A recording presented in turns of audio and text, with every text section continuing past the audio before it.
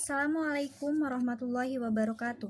Nama saya Aulia Dwi Cahya dengan NIM 1614249. Di sini saya akan menjelaskan tentang penyimpangan yang terjadi pada bank dan lembaga keuangan syariah, serta risiko penyelesaiannya dan peranan pengawasan pada masalah tersebut. PT Bank Mandiri menjelaskan mengenai kasus kredit yang diberikan ke debitur produsen air minum PT Tirta Amarta Bottling. Pemberian kredit yang diduga menyebabkan kerugian pada negara mencapai 1,4 triliun rupiah berbuntut hukum.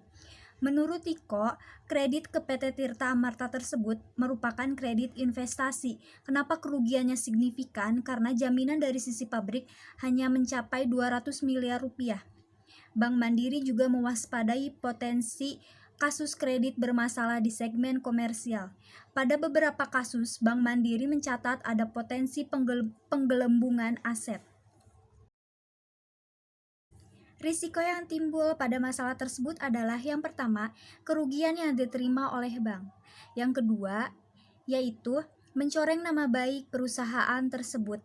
Yang ketiga, yaitu jika dibiarkan begitu saja, maka bisa menggerus laba dan menurunkan kinerja bank.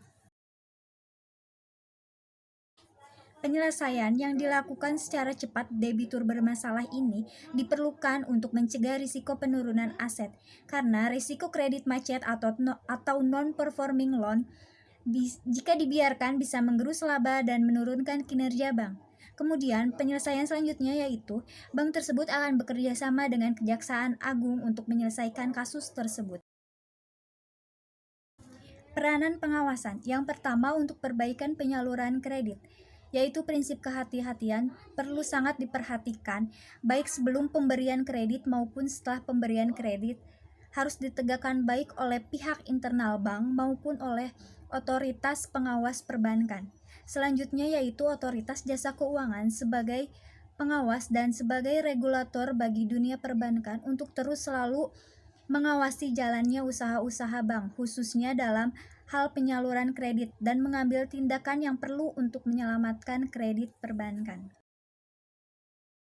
Studi kasus pada bank syariah di Malaysia menemukan bahwa bank syariah yang merupakan cabang dari bank konvensional telah melakukan pembiayaan kepada sebuah rumah sakit yang ternyata terjadi transaksi non-syariah compliance pada rumah sakit tersebut.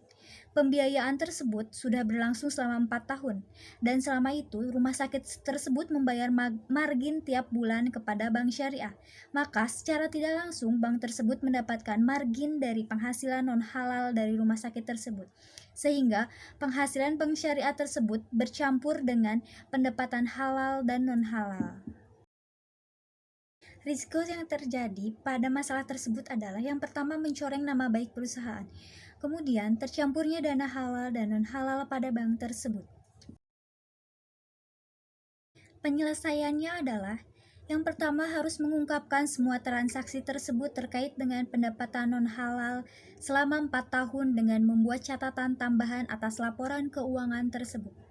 Dan sesuai dengan standar PSAK di Indonesia, untuk sisa margin non-halal dari rumah sakit tersebut dikembalikan dalam bentuk sedekah dan memperbaiki akad rumah sakit menjadi syariah compliance. Kemudian, komitmen dan kualitas sumber daya manusia yang memahami aspek syariah compliance harus ditingkatkan dan benar-benar merujuk pada prinsip-prinsip syariah yang telah ditentukan.